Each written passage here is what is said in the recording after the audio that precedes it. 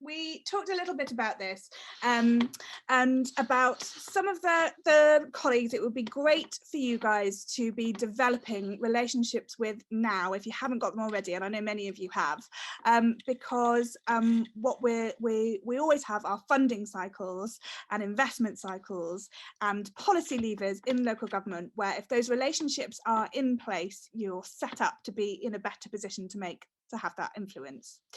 So can I just, again, I'll look across the group. If your local MP is well known to you and you talk to them regularly, can you wave to me?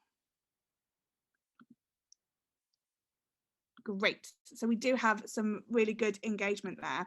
And I don't know, colleagues, do share your experiences, but mine always are, if you're a constituent of an MP, you know, you can always write to them, you can always set up a meeting to go and talk to them.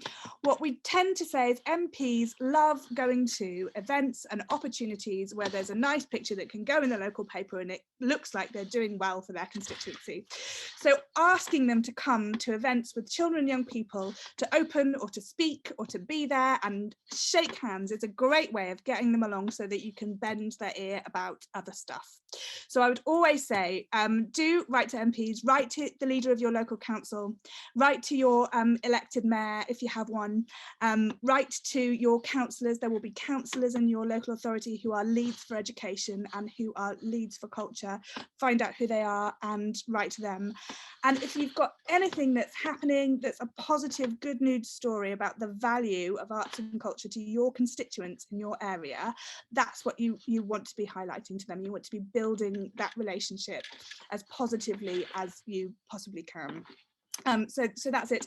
I think my colleague Sam sent through a couple of model letters, is that right, Zara, of sort of things that you might want to say, sort of introducing yourself to your MP if you haven't already. And I think that's something that you might want to think about.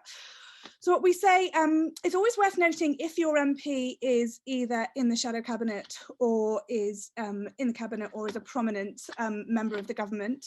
Often you can, you know, going in through your local constituency, it's a way that you can talk to a Secretary of State for Culture, which they might not sort of come to an invitation, but you can go and see them if you are their local constituent. So do a bit of mapping and see if the person who is in your constituent is a person of influence and whether that might be a way of raising some of those national issues that you might care about through to them. Always be positive. It's, you know, we say in the CLA sometimes we get deeply concerned about things, and we do get deeply concerned about things, but we try and argue without rancor. And I think that would be my one top tip for any advocacy, is to try and argue without rancor.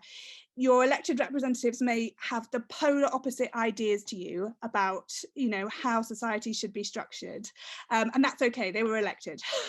You know, they were elected to be in that position by the constituents in your area.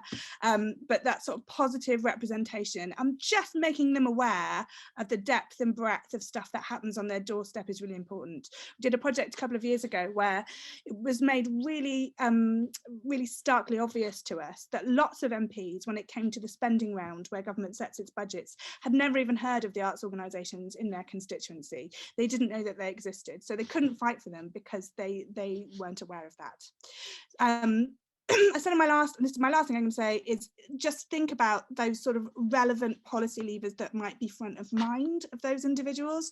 So if they're talking about recovery, if they're talking about COVID, if they're talking, you know, about issues that are happening right now, and you can help them solve a problem, or you can help them think through that problem differently, that's really going to work for them.